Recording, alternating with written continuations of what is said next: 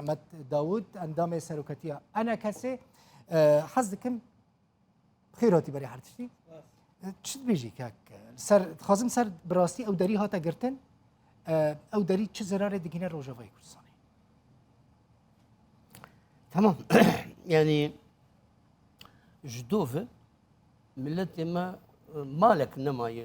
رجاوي كردستان وبلكي الهمو دري كردستاني جيجفي بويرا هنا شوبينا وخلقي قشاشي متابعة فان فيديوهات كره براستي يعني او منظر يعني او رنجي ريشال سر علي باشوري كردستان في شنقي براستي بتو رنجانا قبول كرنو جد الغلان يكيبوا الجملة ما يعني جيش المزار كريه جيتو في رنجي نف رنجكي تشنا في لي بك إيريشي في سينوري بكن بكفرة في شكلي بصدا خورتو برنجكي دفقرتي يعني الروي خوجي فتشيرن بشكلكي تنزاني كين كسن زمانه تشتغلن تنزانه بشكلي إيش تكن براسي نشكلكي باشبو وجي ندر راحتك ابو الجملة تيما وقلقه قبلتي ما بريت تجي افيرو دروج براستي درجاوي قلكي بالانكر خاصة افدريج صالة 2000 ودسبيكا 2013 افدريا يا هاتي فكرن شخوا هرما كردستان جي سباسي جهود المزن كرن وحتى اف سينور فبل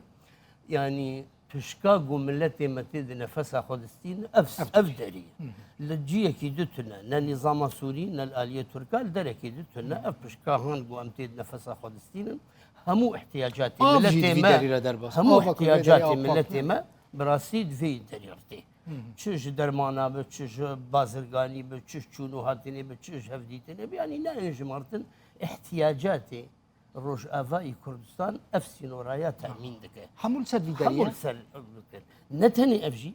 ملتي ما يقول اوروبا جي دانوستندنا وم بخلكي وانا افدري اگر افدري قرتي براسي قطبرينك درا ملتي ما تشيدو جدو 2006 حتى انا اف سينورايا خدمه ملتي ما جبو فيكي اما وك انجمنا نجتمعي كردي وك همو قوي سياسي كردي جي تم ام بانك ددن اف سينوري اف دليغو خدمتها احتياجاتي ملتي مدكي ام قش بتشعبي خوب باريزن ام دوري سياستي خن دوري ناكوكيا خن ام نهلن اف سينورياتي كفبن ضغوطه فلان طرفي يا فلان طرفي تكف خدمتها ملتي ما اما ام هو قوي سياسي ام تجمع مطلوبا انا في هنا عند ام شو ملتي خوب باريزن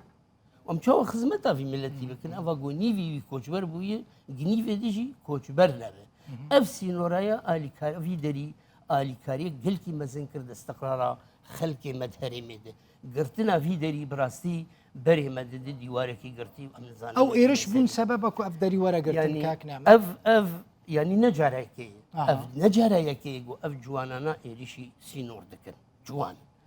جارا زيدي جاركي كي هاتي اف جوان كي بلكي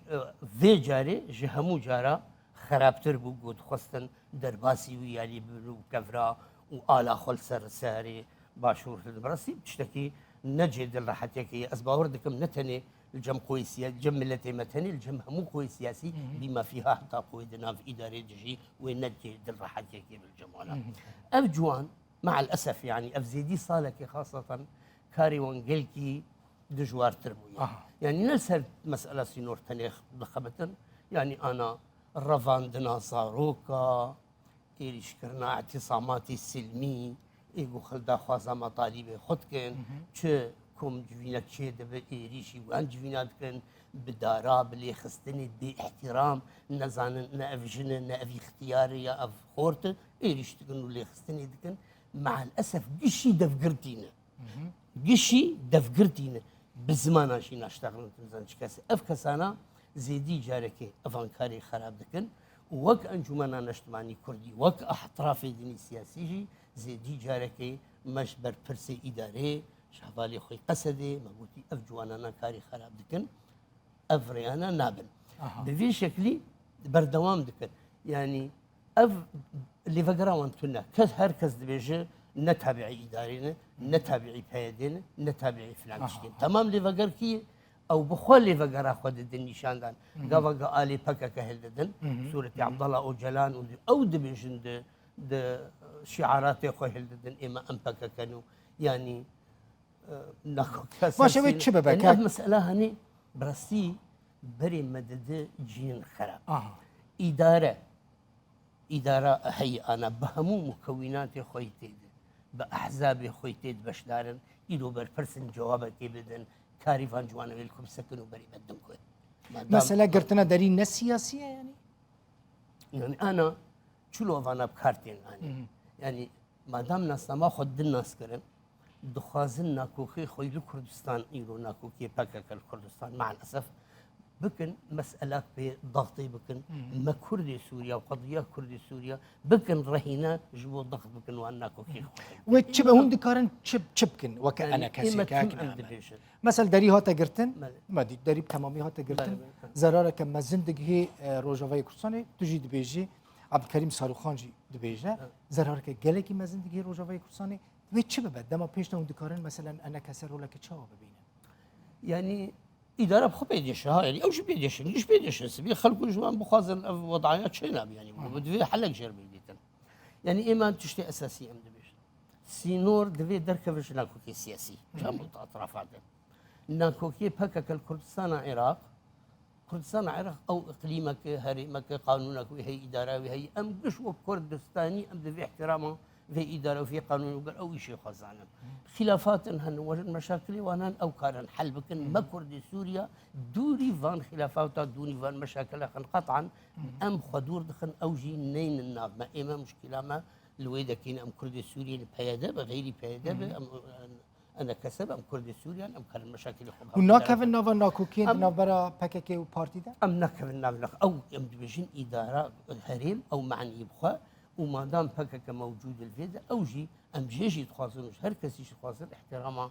قوانين وإدارة كردستاني بقرة مشكلة هبه دريه حواري أو تاني كارفان مسألة حلبك بالضغوطات وباتهامات وبخيانات أفلح جاية نخزمتها كسيد كنا كردستانية بشكل عمناك أم هيفيدك المشاكل الكردستانية نين النظمة أم هيفيدك دريه سينورين نية قرتن بالنسبة لنا كوكيا هونيش بوفيكي هول بدن دري ورا ذكرن يعني بالتاكيد اما وك انجمنا نشتباني كنت كلمه كردستاني باش هنا وامي هر دعوه داربن افسين ورنكا فان مساله وبمين يفكر البيشام التي موتيك في خدمتها هر كسي يعني داري نجبو انا كسي نجبو بيشفرويه نجبو بيدي نجبو اف خدمتها ملتي كرد لروج ابادك جبر كثير لك امي بخوازن افسينور جه خلافات در كذا وفبل وامي جه قصدي يرجي بيش نعمتي كلمة دناف مو قصدي ودانو سنتين ما يهبجي امي هر دعوة الوانجي بكن